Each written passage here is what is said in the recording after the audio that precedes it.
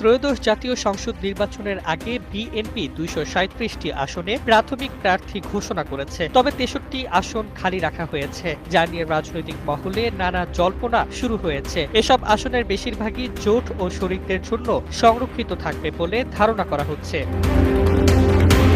বিএনপির শীর্ষ নেতারা জানিয়েছেন, সব আসনই জোটের জন্য নয়। কিছু আসনে একাধিক শক্তিশালী প্রার্থী থাকায় সিদ্ধান্ত নেওয়া যায়নি। তবে শরিকদের আসন নিয়ে আলোচনা চলছে এবং সর্বোচ্চ মূল্যায়ন করা হবে বলে আশ্বাস দিয়েছেন তারা। বিশেষ করে বিএনপি নেতৃত্বাধীন জোটে নতুন যোগদানকারী দল জাতীয় নাগরিক পার্টির জন্য প্রায় 10টি আসন ছাড়তে পারে বিএনপি। এনসিপির পক্ষ থেকে জানা গেছে, দলের কয়েকজন শীর্ষ নেতা ঢাকা সহ বিভিন্ন গুরুত্বপূর্ণ আসনে প্রার্থী হতে পারেন। দৃঢ় বন্ধনের আস্থায় শক্তিশালী স্টিলের আরেকটি নাম জেডএসআরএম। এতে জোটের মধ্যে সমঝোতা ও শক্তি বিনিময়ের ইঙ্গিত পাওয়া যাচ্ছে।